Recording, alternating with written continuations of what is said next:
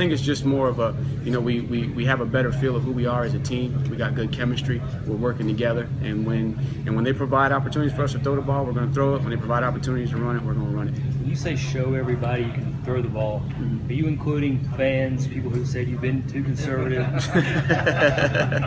Well, I have gotten that question a little bit, and really hadn't focused on it because throughout the course of the game, what Jeff and I are trying to do is get a feel for what is the defense doing, what are they giving us, what's being successful, and obviously we got a bunch of calls on the sheet that we want to get to, but more importantly, we want to be successful. And so you're seeing that we're coming back to some of the things that have worked, and fortunately for the first 4 games, it's been mostly the running game. And then you had the situation versus Notre Dame. You're in almost a hurricane, and you're having success running the ball, and then in the fourth quarter, obviously we didn't expect them to to kind of come to life like they did, and so we still we're trying to manage the game running the football. But yeah, just to show we still have those guys, and I think the biggest breath of fresh air is the offensive line was probably challenged more than anybody coming into the season. Probably looked at as the weak spot on our offense. And for those guys to have the success that they've had, and obviously they still got a lot of work to do. They're still getting better week in and week out. But for them to have the success, I think it just builds confidence going forward.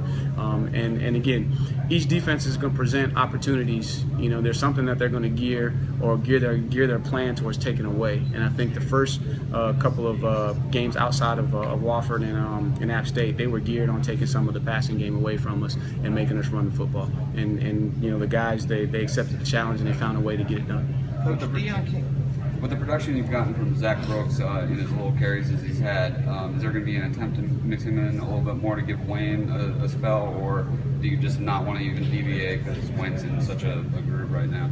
No, that's a good question because you want to ride the Wayne train, and I think he's built where you can ride him, but then also at the same time you realize it's a long season. And those carries are going to start adding up because not only do you get carries in the course of the game, you get carries in practice, and there's still contact in practice. And those guys only have so many hits in their body over their career. And so you got to be mindful of that. But if Wayne's hot, we're going to roll with Wayne. But then I've also told Wayne too, make sure that you're not being selfish. There's going to be situations where, yes, you're going to carry it 3 and 4 times, and you believe that you can carry it 15 times in a row.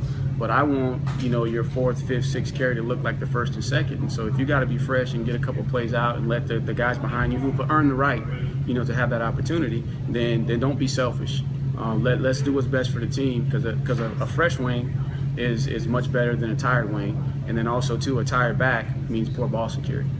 So I think it's a combination of Zach's emergence and being able to get in there and have some success and show some productivity, and then also too trying to manage Wayne, understand that he's the guy and we want to ride him, but also keep him, because if you watch the Notre Dame game, he broke a long run and couldn't finish it because he was tired, because he had worked, he had really worked. And so hopefully being able to spread that out a little bit, so in the 4th quarter he's still playing fast, because I think that's one of his best assets. When he plays fast and he runs fast, he can make plays happen and make things happen when there's nothing there.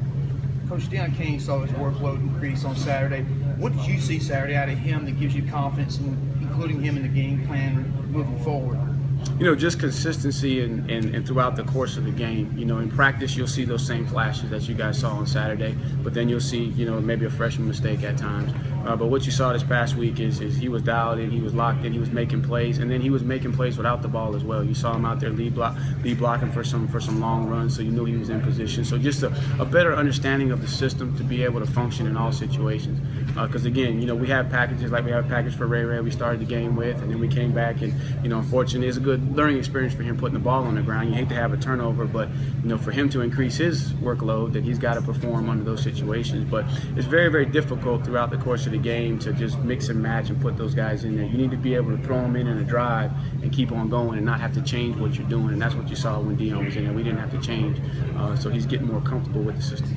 I noticed that Hunter Renfro was named the starting wide receiver on the depth chart. What's he done to kind of grab that spot from Just been consistent. He comes to work every day. He makes plays. He makes the routine play, and then what you're seeing him, he's making the tough play most of the time. And G-Hop's done that in the past. So it's probably some more motivation to help G-Hop, but he's earned the right. He might only be 170, 175 pounds, but let me tell you something, he's the most tenacious blocker we got in a wide receiver group. He just does the little things right, and he earned it.